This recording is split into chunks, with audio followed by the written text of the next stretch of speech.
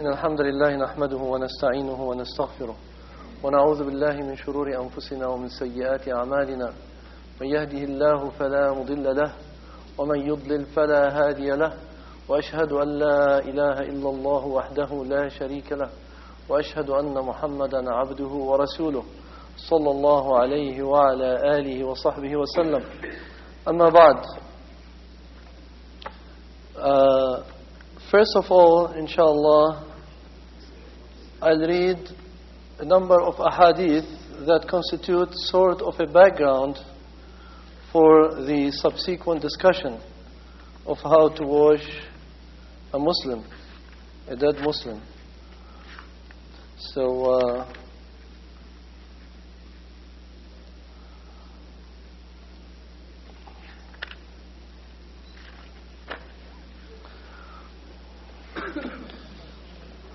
So inshallah we'll start with the ahadith and then we go to the practical discussion after that.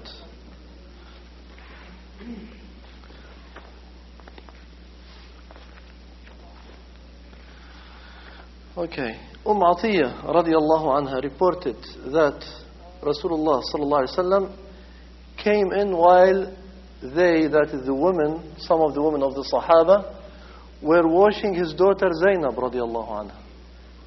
So as we know, all of the daughters and grandchildren, children and grandchildren of Rasulullah sallallahu alaihi wasallam died in his life, during his life, except for Fatima radiallahu anha, who died 6 months after his death. Sallallahu alaihi wasallam.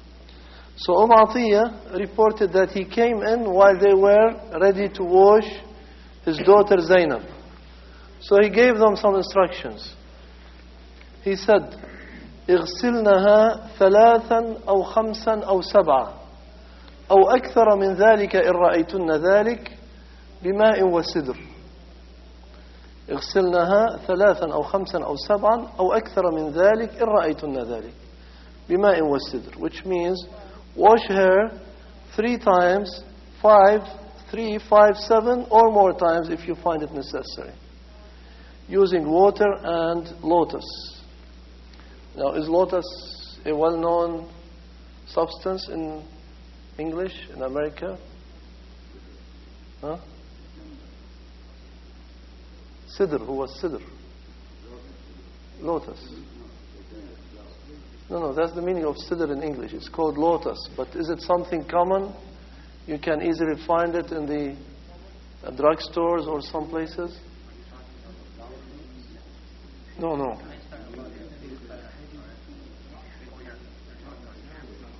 No, it's different from camphor. Lotus is a a sidr. So probably they use the leaves as a form of cleansing, like soap we use in this time. So it's best to use sidr if it's available. If not, then soap or some other cleansing material.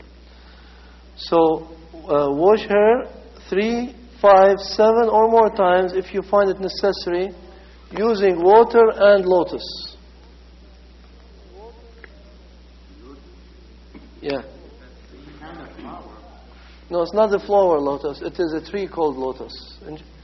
It's called in Arabic sidr. Sin dal ra. And as I said, the intention is to clean the body, okay, from dirt and so on. He further instructed them, ابدأنا بميامنها ومواضع الوضوء منها.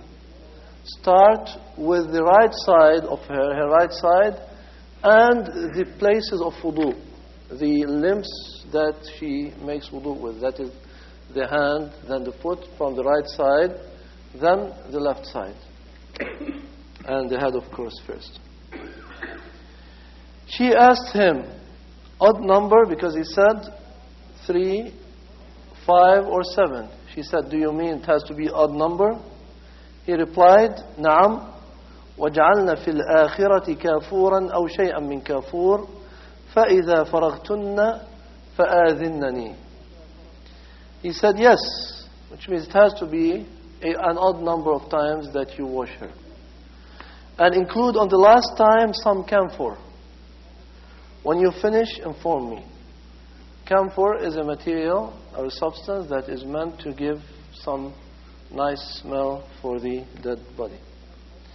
They washed her as he instructed, untied her hair, untied the braids that she had, washed it, divided it into 3 plates, 3 bunches.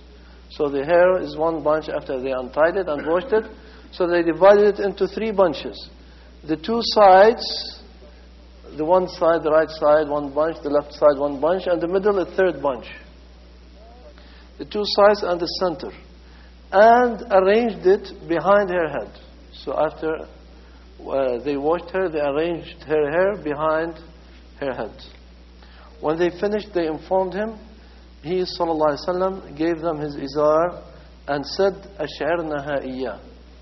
Ash'arnaha iyah, which means let it be next to her body, which means wrap her with it. This hadith is with its different pieces because it's collected from different books of hadith, is in Bukhari, Muslim, and other books of hadith. How was Allah's Messenger sallallahu alaihi wasallam washed? Ash-Sha'bi reported, he's one of the tabi'een, that the Prophet sallallahu alaihi wasallam was washed by Ali al-Fadl bin al-Abbas and Usama bin Zayd radiyallahu anhum. 3 of the Sahaba washed him.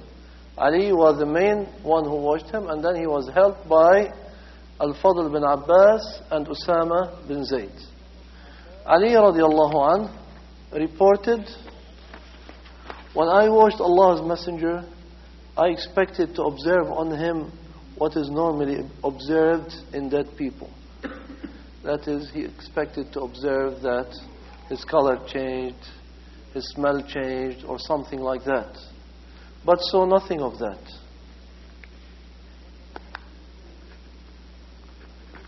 He, sallallahu alaihi wasallam, was good in look and smell, alive and dead.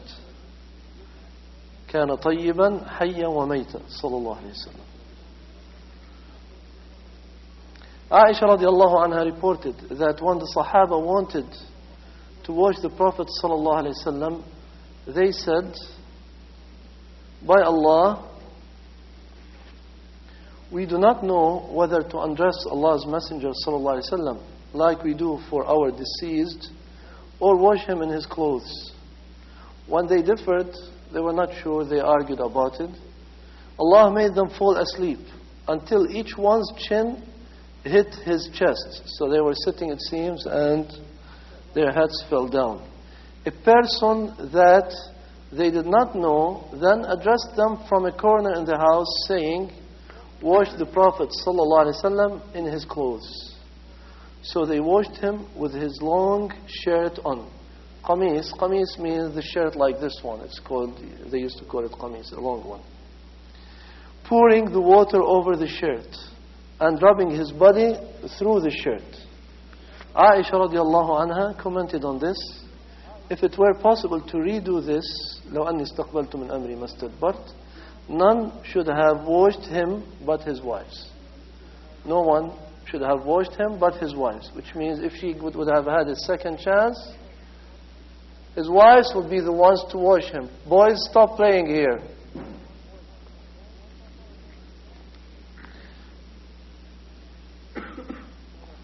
Okay. Now another hadith. Aisha radiallahu anha reported that once Allah's Messenger returned from a funeral in Al-Baqiyah to find her with a headache. She had a headache and she was complaining, saying, "Wa ra'sa," which means, "Oh, my head." Her head was hurting. He said, "Bal ana wa ra'sa." Rather, it is my head that is hurting. Then he said, "Ma darraki law mitti qabli فغسلتك وكفنتك ثم صليت عليك ودفنتك." Which means, what would harm you if you die before me and I wash you, shroud you, and then pray janazah for you and bury you? This is recorded by Ahmad and others, and it is authentic. These ahadith, as I said, we are saying them because we'll use them as evidence when we start talking about the procedure for washing the dead. There is a reward for washing the dead. Abu Rafi' radiallahu anhu reported that Rasulullah sallallahu alayhi wa sallam said, من غسل مسلما فكتم عليه غفر له الله 40 مرة أو 40 كبيرة ومن حفر حفرة له فأجنه أجري عليه كأجر مسكن أسكنه إياه إلى يوم القيامة إن شاء الله ومن كفنه كساه الله يوم القيامة من سندس واستبرق الجنة من غسل مسلما فكتم عليه غفر الله له 40 مرة أو 40 كبيرة, which means he who washes a Muslim and hides what he sees of him, that is bad smell, bad appearance, etc. Whatever he sees, he doesn't tell anybody. Allah grants him forgiveness 40 times or for 40 major sins. وَمَنْ حَفَرَ حُفْرَةً لَهُ فَأَجَنَّهُ أُجْرِيَ عَلَيْهِ كَأَجْرِ مَسْكَنٍ أَسْكَنَهُ إِيَّاهُ إِلَى يَوْمِ الْقِيَامَةِ.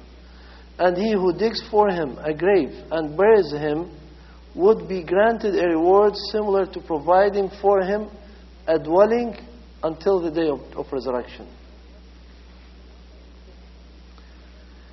وَمَنْ كَفَّنَهُ كَسَاهُ اللَّهُ يَوْمَ الْقِيَامَةِ مِنْ سُنْدُسِ وَإِسْتَبْرَقِ الْجَنَّةِ. And he who shrouds him, Allah will clothe him on the day of resurrection from the silk garments of Jannah.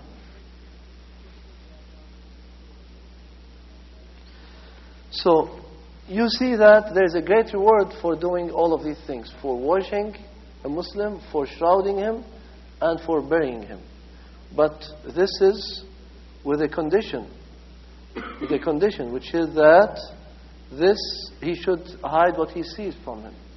Because, there are things that are seen, things, bad smell, bad appearance, different things that one sees when he washes a dead body. So he should not tell anybody. He should not go and say, Subhanallah, today I washed a dead body and he looked scary.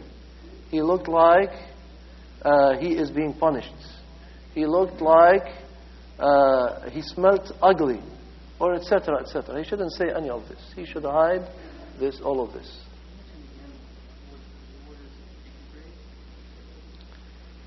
The reward for digging the grave. وَمَنْ حَفَرَ حُفْرَةً لَهُ فَأَجَنَّهُ أُجْرِيَ عَلَيْهِ كَأَجْرِ مَسْكَنٍ أَسْكَنَهُ إِيَّاهُ. If he digs a grave for him and buries him in it, then it is as if he gave him a dwelling, a house, built for him a house to live in it until the day of resurrection. So it is an ongoing charity, sadaqah, until the day of resurrection. So in doing that, one should only seek Allah's pleasure. So you see that all these actions are acts of worship, because they have rewards. And any act that we do seeking a reward from Allah Azza wa Jal is an act of worship. So when we do any act of worship, we should do it with the proper intention, with sincerity, seeking Allah's pleasure. Okay? And it should not be for this purpose of being paid. Like, if you go and wash this dead person, I will give you $50, please.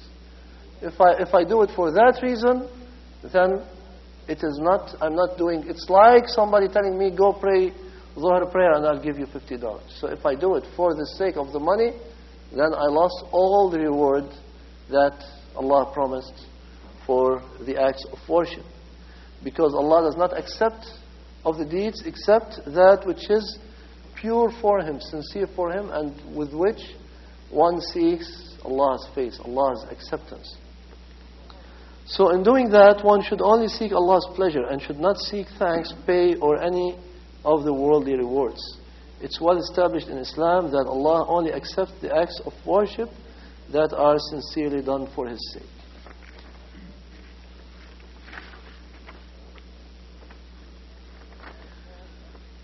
Is it required to take a bath after washing a body? Abu Hurairah radiallahu anhu reported that the Prophet sallallahu alaihi wasallam said, "Man ghasala mayyitan falyaghtasil wa man hamalahu falyatawadda." Which means, let whoever washes a dead person take a bath, and let whoever carries him perform wudu. Whoever carries him perform wudu. So this is a command from Rasulullah sallallahu alaihi wasallam. However, and every command, the rule is that if there is a command, that means it is an obligation, it is wajib. Unless there is something, an additional evidence associated with it, which brings it down from the level of wujub, of obligation, to a lesser level, like istihbab, for example. And there is something in this regard. The command in this hadith would normally imply compulsion, had it not been for the two following narrations. The first is by Ibn Abbas radiallahu anhuma. He reported that the Prophet sallallahu alaihi wasallam said, "ليس عليكم في غسل ميتكم غسل إذا غسلتموه فإن ميتكم ليس بنجس فحسبكم أن تغسلوا أيديكم."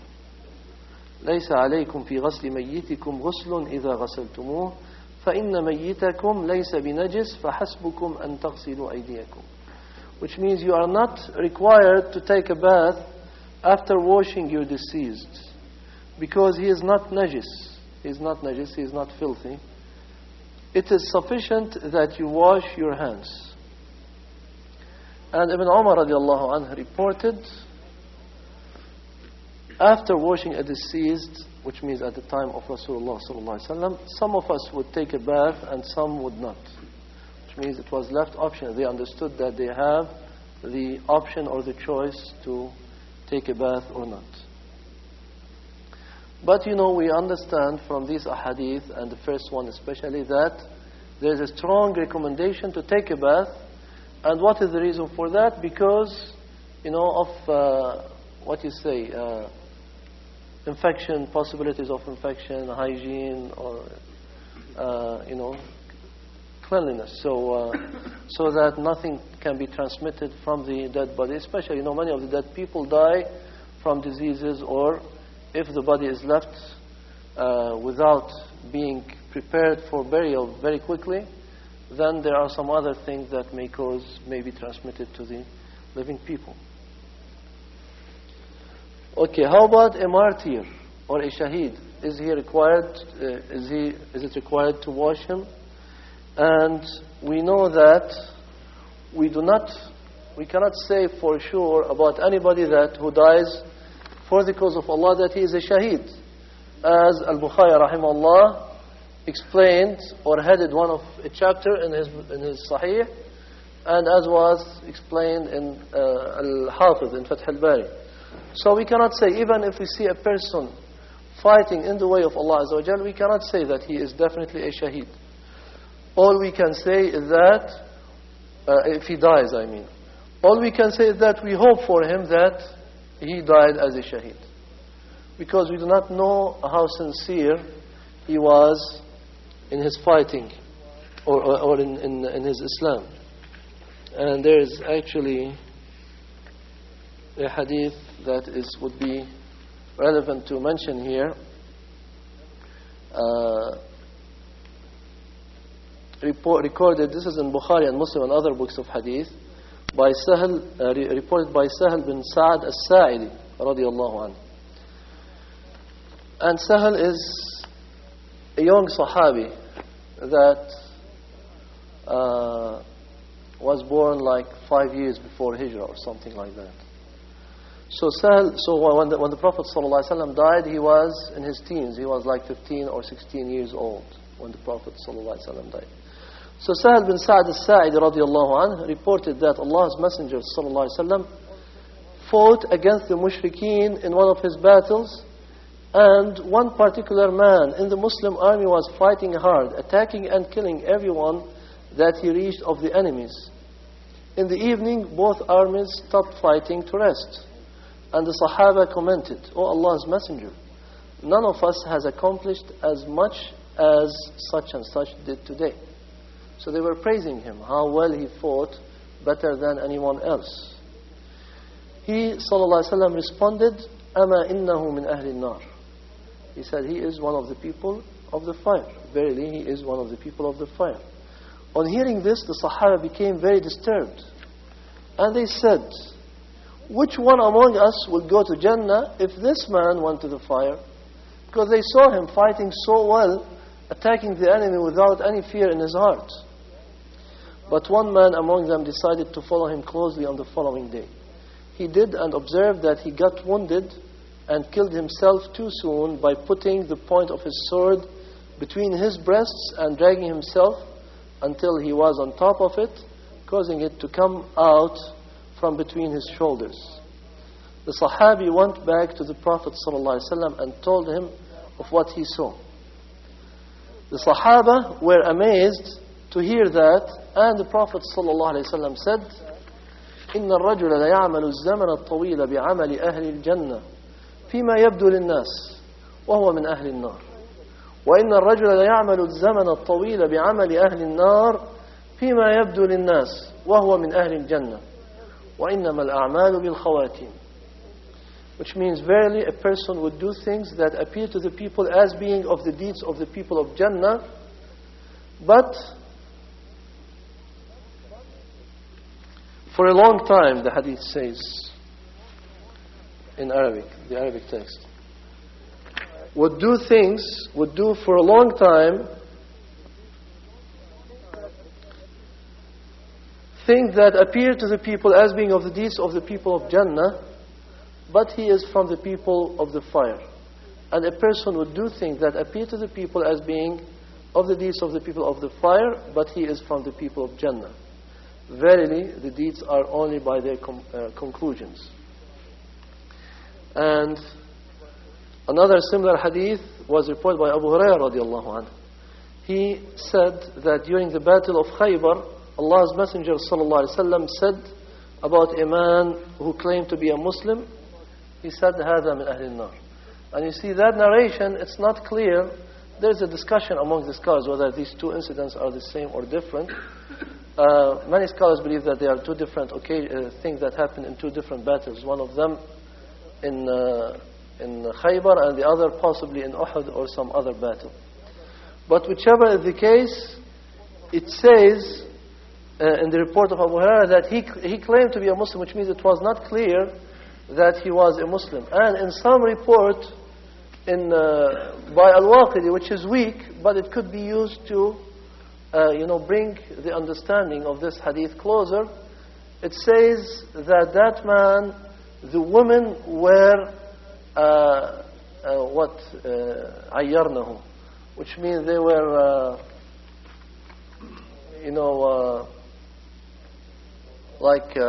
telling him, you did not go for fighting, you are a woman, you are coward, something like that. And he did not want to go and fight. But when the woman started saying that, he said, okay, I'll go and fight and I'll show you in the battle of Uhud. And he went and fought better than anyone else. So it was not for Allah Azza wa Jal, but just, even though he did not want to join the army, but just to show himself. And in that report it says that when he was dying, when he killed himself, he said, actually I did not do it for the sake of Allah, I do it just to prove my courage or my power or something like that.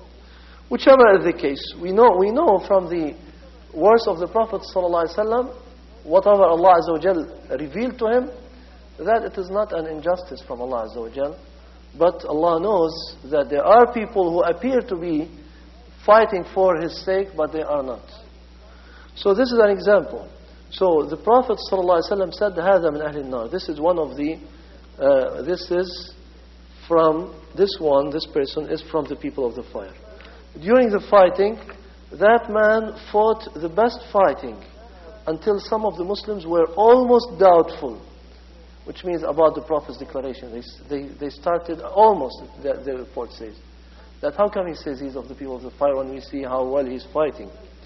He subsequently became badly wounded, pulled an arrow from his quiver, and stabbed his throat with it. نحر نفسه. Yeah. Some men ran to Allah's Messenger saying, "O Allah's Messenger, Allah has confirmed your promise. لَقَدْ صَدَّقَكَ اللَّهُ." That man has committed suicide and killed himself.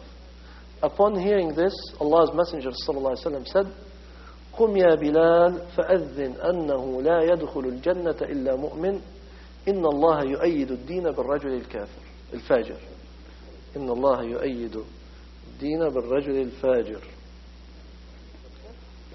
which means, get up, O Bilal, and announce to the people that no one will enter Jannah but a believer. So it's not how much effort one puts, but how much belief he has in his heart. And that Allah reinforces the religion even with a wicked man. Even with a wicked man.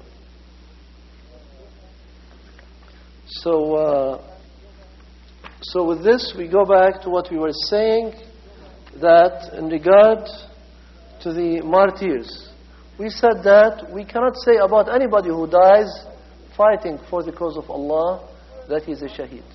But apparently he fought for the cause of Allah, so we apply to him the rules of shaheed. Okay? So, which is whatever the Prophet ﷺ did in regard to the people like them. So what is it? The martyrs on the battlefield should not be washed, even if they were junub. Jabir radiallahu anhu reported that the Prophet ﷺ did not wash the martyrs on the day of Uhud and said, أنا شهيد على هؤلاء ادفنوهم أو لفوهم, in another report, في دمائهم فإنه ليس جريح يجرح في الله إلا جاء وجرحه يوم القيامة يدمى لونه لون الدم وريحه ريح المسك, which means, I am their witness. Wrap or bury them in their blood. No person is wounded for Allah's cause, but will come on the day of resurrection with his wound fresh, having the color of blood and the smell of musk. In another report, Jabir radiallahu anhu reported that the Prophet ﷺ did not pray janazah for them and said, do not wash them because every wound will be smelling of musk on the day of resurrection. Abu Barzah reported that the Prophet ﷺ was in a battle and Allah gave him victory. And Allah gave him victory. He said to his companions after the battle was over, that is, هل تفقدون من أحد? Do you miss anyone? They replied, which means, did anybody get killed? Do you know who got killed? They said such and such and such. They started checking who was missing among them, and they named them. So they said such and such, such and such, and such and such. He asked again, هل تفقدون من أحد? Do you miss anyone else? They replied, no. He said, لكني أفقد جليبيب فاطلبوه. لكني أفقد جليبيب فاطلبوه. And Julaybib, I don't remember his story. I don't know if anybody here remembers it. But he was a poor and ugly looking, by the standards, their standards, person among the Sahaba. To the extent that many people did not want to marry him, their daughters. And then the Prophet ﷺ asked a family to give their daughter to him in marriage, and they were reluctant to do so. And as soon as he married her, he went and fought in the way of Allah Azza wa Jal and got killed. And so the Prophet ﷺ said,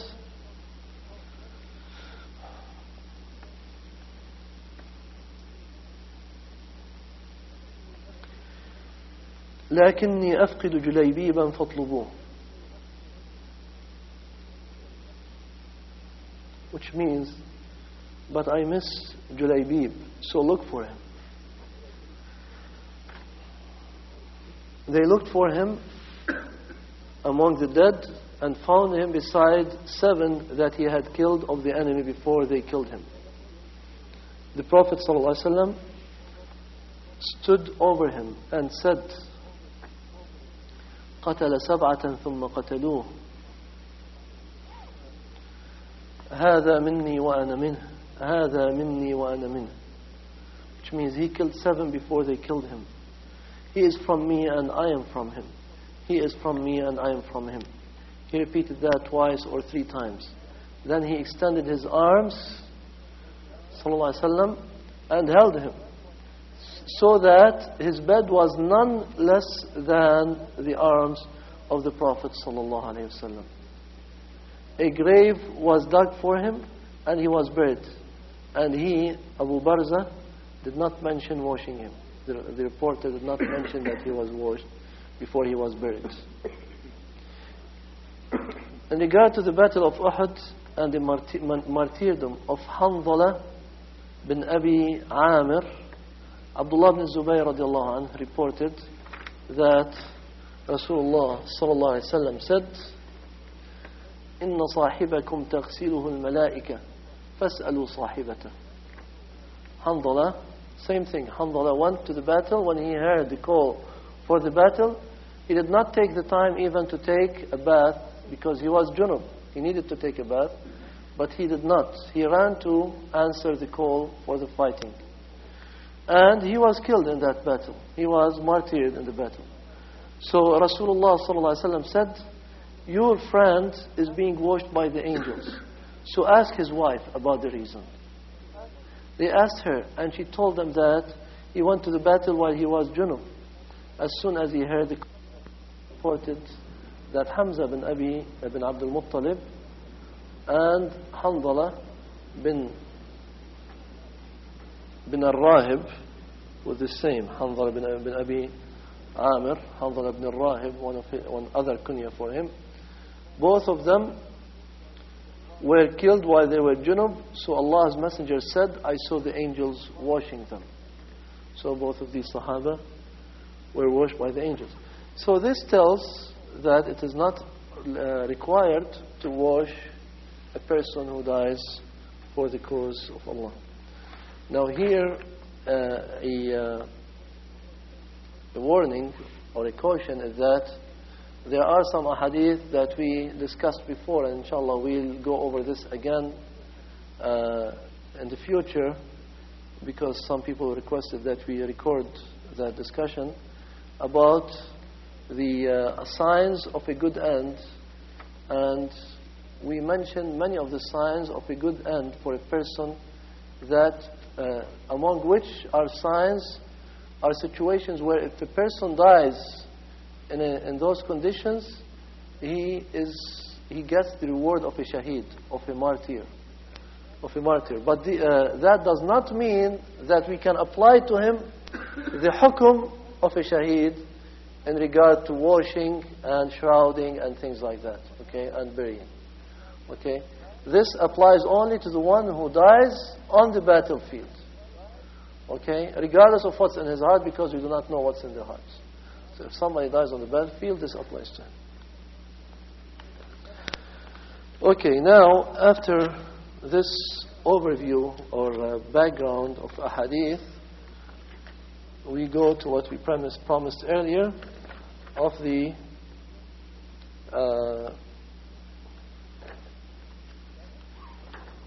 practical steps. And here first I have 3 or 4 notes. The following rules apply to the individuals who wash the body. First, the person in charge of bathing the dead should be a person who is very knowledgeable in the way that the body should be washed according to the Sunnah. And of course, the preference is for people, those who are relatives, close relatives of the dead. But it is, regardless of who it is, it should be a person who knows about the Sunnah in this regard. And second, what we said earlier, that he should hide anything, or she, if she is a woman washing a woman, they should hide whatever they observe about the dead, and should not talk to others about what they see.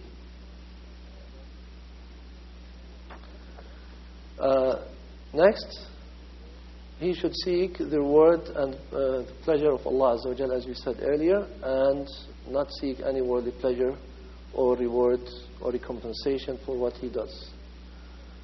Second, It is recommended, as we said earlier also, that to take a ghusl, a bath, for the one who washes that person. Okay.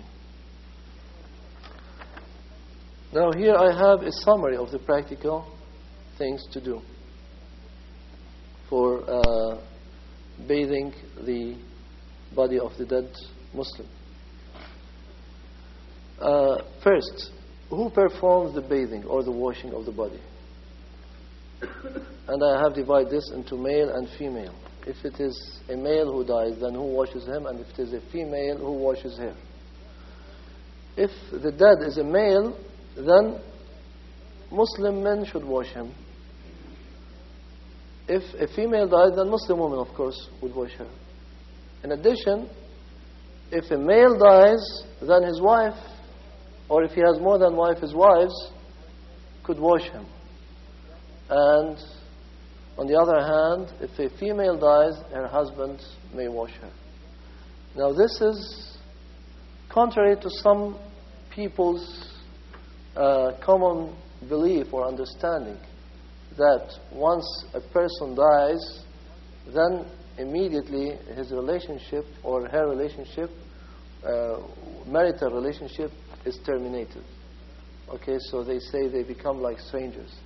So if a woman dies, then she is not anymore the wife of her husband before death, and therefore, which is in a sense true, but they conclude from that therefore he becomes like a stranger to her. He may not touch her, he may not look at her. This is not true, and the proof for that is what?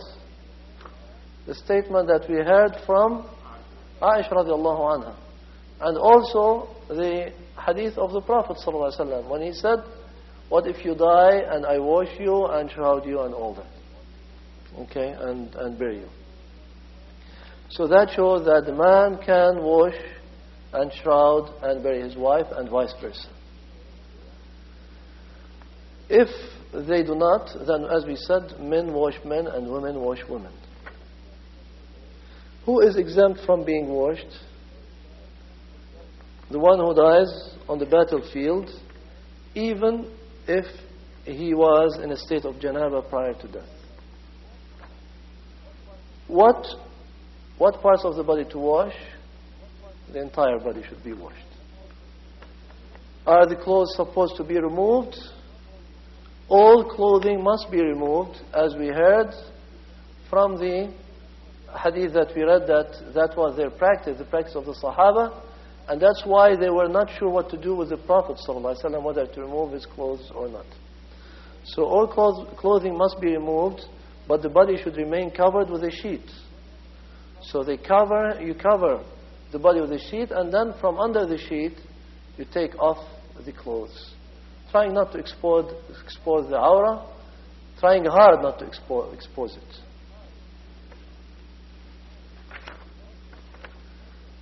What is the number of wash? How many times we wash the body for both male and female? The entire body should be washed an odd number of times, 3 or more as needed. Odd number, but not 1. It should be 3 and odd. 3, 5, 7, and so on. So if 3 makes the body appear to be clean, then that's enough. If it seems like it needs more washing, then you do 2 more. If it seems to need more washing, you do 2 more, and so on. Cleansing material. On 1 or more of the washes, the time that you wash it, lotus or soap should be added to the water, as you heard from the hadith. Scrubbing the body. How to scrub the body? With the body under the cover, it should be scrubbed with a piece of cloth or something like it. A sponge maybe, a piece of cloth. Of course, this assuming that the body has not decayed, like if somebody finds a body which was burned, for example, or which has a person who died a few days ago and they could not get to him to wash him before then you cannot scrub. If you scrub the skin will start coming off with the scrubbing. So in that case, something less hard should be done. But as you heard about the way the Prophet ﷺ washed, he was washed and scrubbed with his, or rubbed with his clothes from over the clothes. What part of the body to wash first? The right side. We start with the right side of the body. And the limbs that one washes in wudu should be washed first. How about the hair? All braided hair should be undone and washed well. So no braids should be left. How is the hair arranged after that? It should be combed, as the Prophet ﷺ told them to do with his daughter.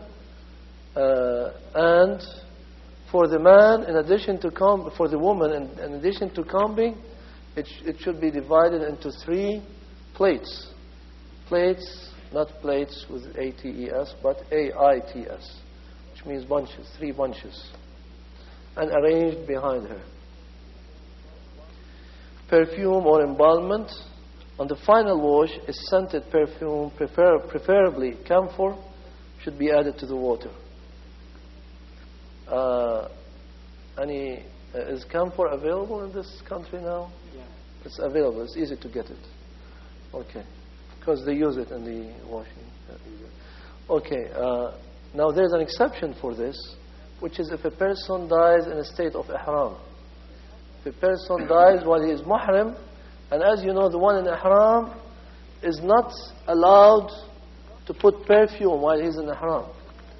So a man died when he was in ihram, when he was in hajj, when he was on Arafah actually. And his animal threw him off and he died. So when he was brought before the Prophet ﷺ, he said,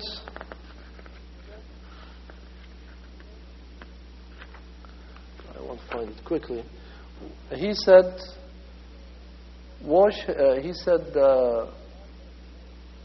wrap him with his, after washing him, that is, wrap him with his 2 garments that he died in, which are the garments of ihram, and do not, لا تطيبوا, which means do not perfume him. Okay, so he prohibited them. فإنه يبعث يوم القيامة ملبيا, because he will be resurrected on the day of judgment, giving talbiyah, saying labbaik Allahumma labbaik. So it's a great tiding for him. And as we know from the hadith of the Prophet ﷺ, that whoever dies doing something, he'll be resurrected doing the same thing. So if one dies in prayer, when he is resurrected praying. If a person dies committing sins, وَلَيَاذُ بِاللَّهِ, he is resurrected on the day of judgment committing those sins. So he said, do not give him tib, or do not put tib for him, do not perfume him.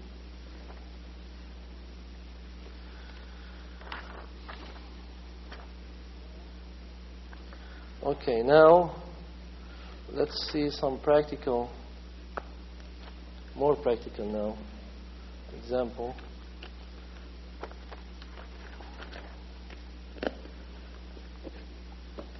There's this book here which actually gives practical measures, exact measures on how you wash the body. And even though not everything is necessarily from the Sunnah, which means it doesn't mean that's against the Sunnah. It means some of the things are from practical experience that you need these things. So I'll mention them for the benefit. First of all, who is the one who washes the dead person? In addition to what we said earlier, the dead person may write in his wasiyah or say in his wasiyah, I want such and such to wash me. So this should be honored. If his wasiyah does not include anything that violates the shara, then it should be honored. So if he says, I want my cousin and my brother and third person, such and such friend to wash me, then they should those are the people that should first be sought to wash him. If they are not accessible, then of course somebody else would be brought. If, of course, his wasiyah, his request violates the shara, then it should not be honored. Like if he says, for example, I want my girlfriend to wash me, then of course this will not be honored. If he did not have anything in his wasiyah, then as we said, the close relatives, the brothers, the father, the son, and so on, are the best people, if they have a knowledge of the Sharia, to wash him. If they cannot, or they do not know how to do it, then people of knowledge in the community should help with that. Another practical thing is that the place where he's washed should be covered from the sides, covered from the roof. Why they say this requirement? Because there is a hadith in which the Prophet ﷺ prohibits a person from sleeping on top of a roof, exposing himself, like naked or something like that. And it is prohibited. It is highly prohibited, actually, to be exposed in the open like that, like the animals. And from our respect to the dead person, we would treat him like we treat the living, and apply the same sunnah to them. Now here is something that this author, who is a well-known scholar of our time, Abdullah bin, he's the son actually. No, Abdullah bin Abdurrahman bin Jibreen, this is the father. A well-known scholar of our time, he says that it would be recommended if you know somebody who may benefit, even if he is a sinner, but he can witness the washing, then let him be there to take a lesson from seeing the dead body. Maybe that will remind him and stop him from committing sins. But of course, the reliance should not be on him. There should be others who can perform the washing. The normal number for the washing. You shouldn't have a crowd or a show in the washing, and you need 2 or 3 people, because it's not easy to deal with the body with one person. You need to turn him. It's a dead body. It's not living anymore. So it's rigid. When you wash, you need to turn him one side, wash from the back, wash from the front, this way, that way. And it's not easy for one person to do it. So you need the help of some more people to perform the washing. And then some other things that he recommends, he puts in a picture here, which is interesting. Now, Abdullah who? Not here. Okay, he says some of the things that you would need when you wash a dead body. I'm sure in the funeral homes in this country they provide such things. And he probably also in the washing places in the Muslim countries they now provide such things, which is gloves, what do you call it? A mask, something for the feet like boots or something, and then something to cover the clothes, an overall thing to cover the clothes. So these are things that are not required, of course, in the Sunnah, but it is better. It's recommended to keep the body clean from any kind of contamination. So it is good to wear the mask and those other things that would protect the person from the dirt or from contamination with the dead body. Now here, he says how to prepare the water that you use to wash the body. Okay, now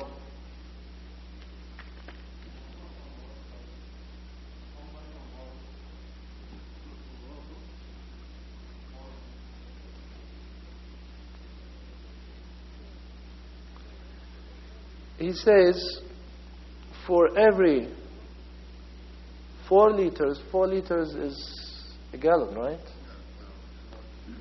More than a gallon? A little more. Okay. So he says for every gallon of water approximately, you use a large coffee cup of the, Turkish coffee or the Arabian coffee, not the big coffee, American coffee, the small coffee cups. A big coffee cup of sidr, that we call it lotus. Now he says funjan qahwa kabir, and I'm assuming that they don't mean the American coffee cup because they don't use it there. But there are larger cups and smaller cups. So here refers to the larger cup.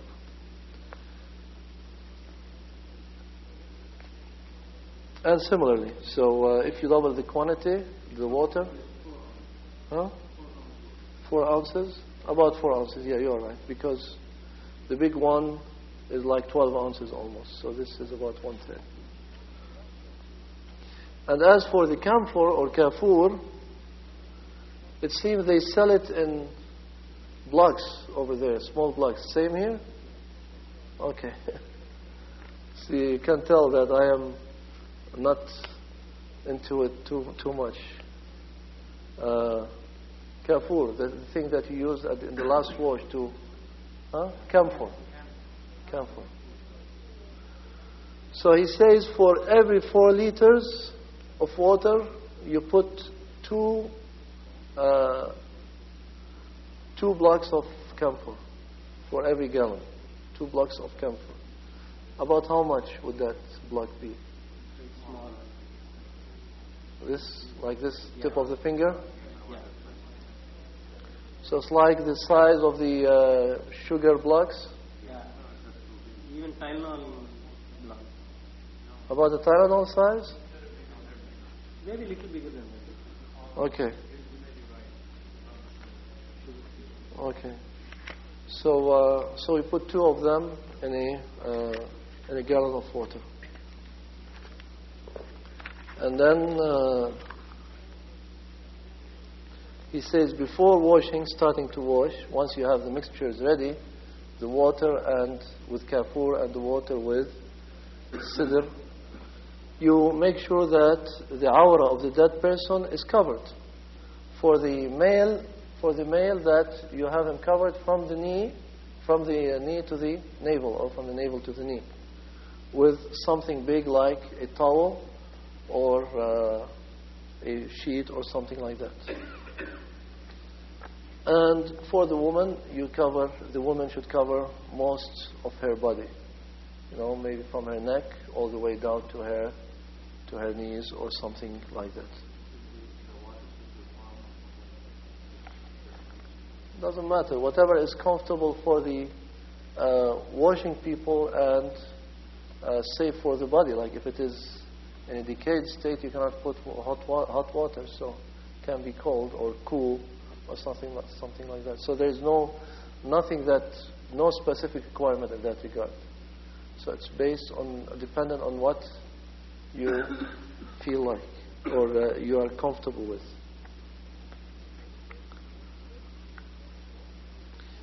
Now he says here, this is important for real situations, that if the dead body is too rigid and was not made, soft a little bit after death, because it has died for a while, or it was brought from a freezer, okay, then you cannot take off his clothes to wash him. So in that case, he says, you can use a scissors to cut off his clothes before you start washing him. And he gives a certain sequence. It's not necessarily, required which side you start first, but it is so that to make it in such a way that it causes the minimum exposure of our. Like you start from the top, he says, after you cut the top part, then you pull the lower part down from his feet or something like that. While at the same time you still have the towel covering him.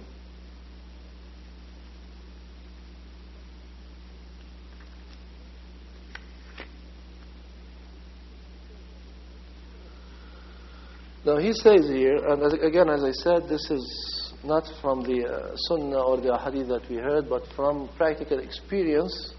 He says that if the dead person has an accumulation of dirt on his body, and it is not possible to remove that with sidr, then we can add to the mixture 2 spoons of soap, this powder soap, and 2 spoons of shampoo, and 2 spoons of mutahhir, he says here, which I'm assuming it's some of the detergents or something like that, huh? Dettol? Okay. So you mix that in like 3 big cups of water, and scrub the body so that the dirt comes off, and then you continue with the other procedure that we explained earlier. The washer, the one who's washing the body, starts from his head and face. Then he turns him on his left side so that he would be able to clean his right side carefully. I had a volunteer to try this on him, but he left. So you just need to use your imagination. That, because as we said earlier, you start with the right side. The sunnah is to start with the right side, as the Prophet ﷺ commanded the women who were washing his daughter. So, which means you have to move the body so that it is on its left side, on the left side, so that you can wash the right side. Starting from the head and the face, as we said. So, يبدأ المغسل, the washer starts, the washing person starts from the head and face, then turns him on the left side, rubs the right side carefully, then, as we said, starting with the places of wudu. So you start with the hands, the feet, and then you do the rest of the body, right side of the body. Then you turn to the other side, and you do the other side in a similar way. At the same time, or continuously, you need to make sure that the body is still covered. The awra is not showing. Okay? So all this washing is done from under the towel.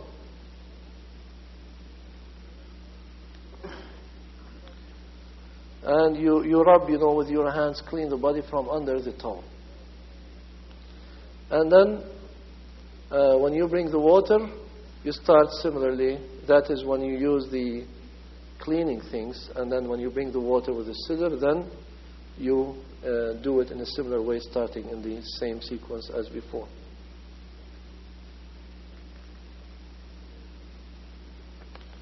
And he says you can increase the quantity of water, the mixture that we said. Instead of 1 gallon, you may need 2 gallons, 3 gallons, whatever. In some places, I think, did anybody go to a funeral home here? Do they use hoses, or how do you mix the water? You don't. So you just use pure water. So first you have to rub with whatever other cleaning materials you want. Just water? You just clean with water? What if you want to use some other materials? And you can, how do you put the camphor at the end, the camphor? You bring it mixed, ready mixed? Sometimes you put regular perfume if you... Okay.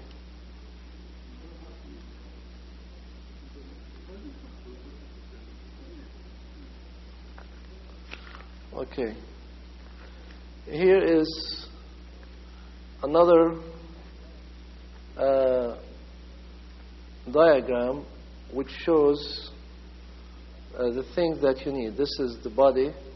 And as you see, assuming that this is a man, you see the body here. For some reason they cut off the head, but normally the head is there. And there's something in the middle of the body which is like the towel or something to cover the aura while doing the washing, going from the knee, from the navel to the knee. So I don't think you can all see it, but this is what the picture is like. And then what things you need something.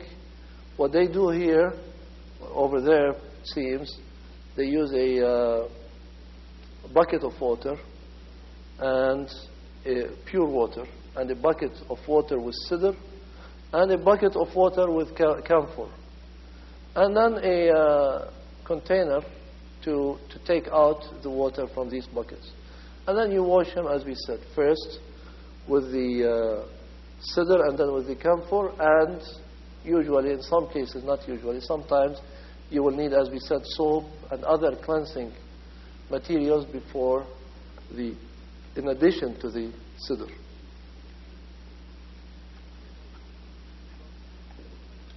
A rubbing leafa, he says here, which means one of these hard scrubbing things you can use sometimes, or a sponge or something like that. Okay, and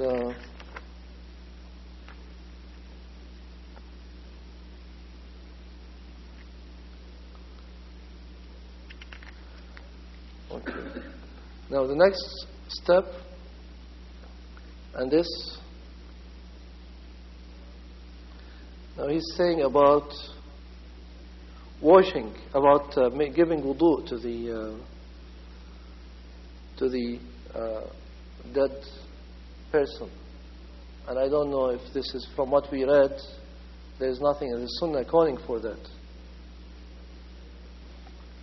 Washing is, even though as we heard in the Sunnah, you start the ghusl by the parts of the body, by washing the parts of the body which are the parts of wudu. But it doesn't say anywhere that you give her wudu or give him wudu during that process. Okay, here he gives a certain note regarding camphor. He says, you wash in the same way as you washed in the other cases. And then he says, it should be noted that camphor is a kind of perfume which makes the body rigid and cools it, and it is poisonous for insects. So insects in that case would not, like this insect, will not approach the dead body when you rub it with that. So it is a preservative. It helps preserve the body, and it is therefore a kind of embalmment that will help preserve the body longer until it is buried. Then after washing, this is something also practical, as I said. You bring another towel, in addition to the towel that you are covering the body with, to dry the body, starting with his face and his chest and the rest of his body, so and so on. And then you can remove the wet towel and put the towel that you dried the body with in its place, covering the aura. As I was saying, that there is nothing in the Sunnah regarding cutting the hair, cutting the nails, etc., unless, as we said, they are excessively long, and you want the appearance to be closer to the Sunnah. But in general, there is nothing in the Sunnah in that regard. And the other thing is regarding putting cotton in parts of the body, like nostrils, ears, eyes, whatever, mouth, rectum, or vagina for the woman, or anything like that. There is no basis for that in the Sunnah. Unless, and this is only an exceptional case, so to make it the habit or the practice doesn't have a support in the Sunnah. Or to move the body, like some people move the legs up and down to make sure that whatever is left in the body of remains, excretions, whatever come out while they are washing it, there's no need for any of that. This doesn't have any support in the Sunnah. Or some people go to the extreme of the Jews, where the Jews, as we hear, that they, use certain artificial means to extract any dirt from the body before, in the process of preparing it for burial. So this is excessiveness, and it is not required. All what's required is what we said. But if you find, if it appears like the body is seeping something from one of the parts, from the ear, from the nose, from the face, from wherever, something keeps seeping, no matter how much washing you do, then you can put some cotton to stop that seeping. Otherwise, it should not be the practice. Okay, now here he has some also final reminders that for those who died, who have been burnt, or some parts of their body are burnt, then these parts should be covered with cotton and what do you say, shash in English? Gauze. And something like a plastic or something to prevent the water from coming over it. Because if if the water and the other materials start coming, then the skin will start peeling. So you protect from that, and then after you finish that, you remove that protecting substance or cover. If the injury is very excessive, like it's covering the whole body or something like that, then there is no need for ghusl in that case, and you just, he says here, you make tayammum for the janazah. So as if you like the tayammum that a person who cannot find water does. And it's put in it is wrapped in certain materials before putting it in the shroud.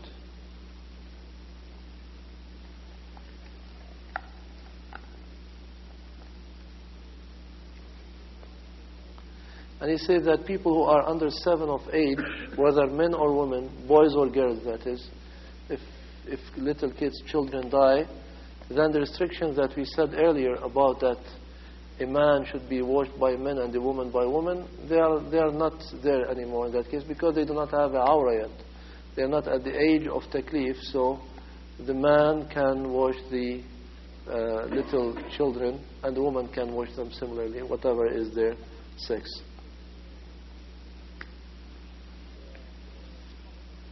The as-saqt, which means the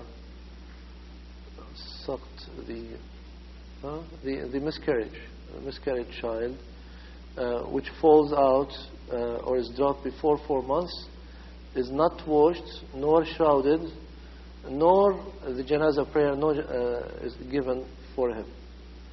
So you just dig a hole and put him in it. As for the age over 4 years, then it is optional, as we'll be discussing in some other meeting, inshallah. It is optional. You have the option up to the age of delivery. You have the option of doing that or not doing it. And that's it, I guess. That's it, inshallah. We stop here. And next week, inshallah, we talk about shrouding. Shrouding next week, inshallah. Because it takes time to do it. So, inshallah, we'll discuss it next week.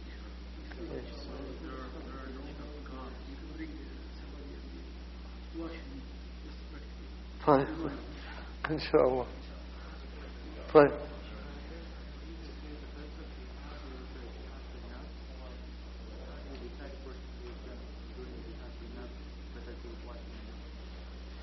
Whether what? To wash him or not?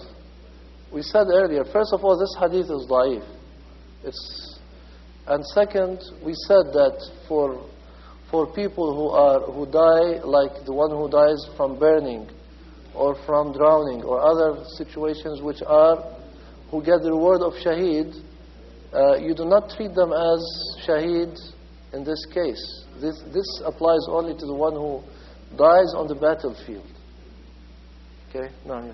How to wash the body on which autopsy is done? Autopsy is done. They take some part of the body. Same thing as we said in the case of the burned person. So if you can wash some parts, like you can, the rule is always in the Shara, ما لا يدرك جله لا يترك كله, which means if something you cannot do it all, you do not leave it all. You do as much of it as you can. لا يكلف الله نفسا إلا وسعها. And so if you can wash the lower side of the part of the body, but not the upper part, then you make tayammum for the upper part. Or vice versa. Or one side and not the other, and so on. Just like burning. Okay? The part from where I come from India, they boil the water. They use some kind of berry leaf in the water. Maybe they find that it is equivalent to the sidr, which in cleaning the body. The intention is to clean the body, but if it is boiled water, as I said, if the person has died more than a few hours ago, that would cause the skin to come off. So one has to be careful using boiling water. So it's better to use a moderate temperature. And then they cool it down. Oh, okay. Yeah, okay.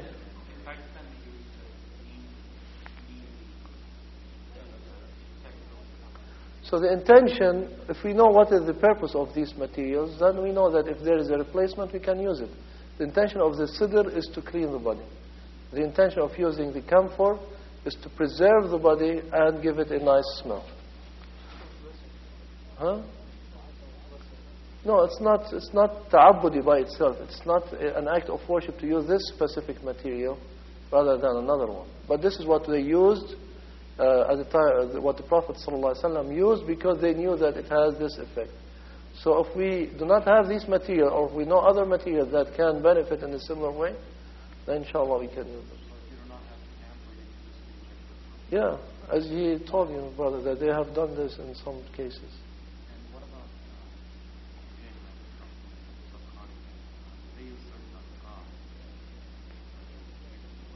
Yeah, there's no support for that in the Sunnah. Actually, this is with a section of innovations that I did not get to, or bid'ah that people do during washing the dead body. Maybe inshallah, if we get to them next time, we can mention the innovations in both cases. Inshallah, we talk about shrouding next Friday. Next Friday, inshallah. Okay?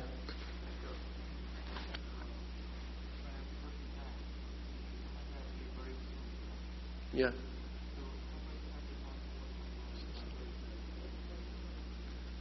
We have to verify this if it is 2 days. That is what one of the reports. Other reports say that he was buried the following day.